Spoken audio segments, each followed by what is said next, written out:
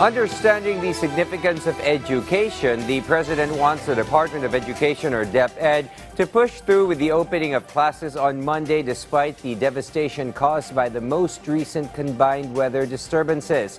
The date for the start of classes was not only previously agreed upon, but is also crucial in inching the school calendar closer to its pre-pandemic schedule. Kenneth Paciente tells us more. President Ferdinand R. Marcos Jr. said the opening of classes will proceed on July 29 amid the effects of Super Typhoon Karina and the southwest monsoon. The chief executive emphasized children's education should not be delayed. Yun, gawin nyo lahat. Buksan yung pampagpasok, gawin nyo hanggat maaari kung kaya nyo buksan. That's the usual, hanggat maaari, open the schools and conduct classes. But there are areas na hindi talaga pwede. But the president stressed it is still the discretion of school heads whether to start classes on Monday, especially since he saw during his rounds that some schools remain flooded and equipment damaged. Siguro yung iba mapipilitan, they will conduct classes outside of the school building, makapagklase lang. Tingnan natin. They will, ganyan naman, nasanay na tayo sa pandemic. Kahit hahanapan natin ng paraan para magkaroon pa rin ng pasok.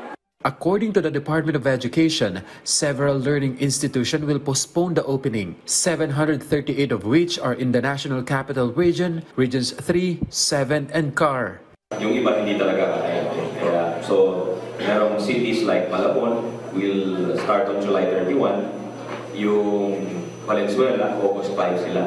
Kasi ginagamit pang evacuation center yung kanila.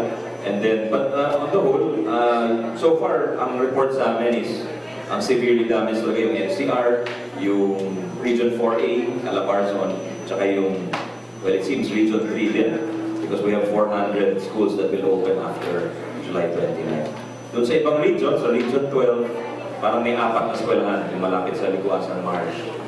Meanwhile, Marikina is set to open classes on August 5. Other schools are encouraged to push through with the opening of classes next week if they can. Makeup classes will be implemented to make up for the postponement. Gusto man ng iba na i-postpone talaga natin ng malawakan o wholesale yung postponement natin. We cannot do it because alam natin, what if next week may tumama na namang typhoon, di ba? Pinospone natin. So yung may kaya, sana pumasok na sila. Because the learning loss is very real. And yun nga, number one, isa tayo sa pinakamaraming nami-miss na klase sa buong mundo. At habang inaayos pa natin yung tinatawag na digital divide o yung abilidad natin magkaroon ng distance learning, kailangan doon pa rin tayo sa traditional methods.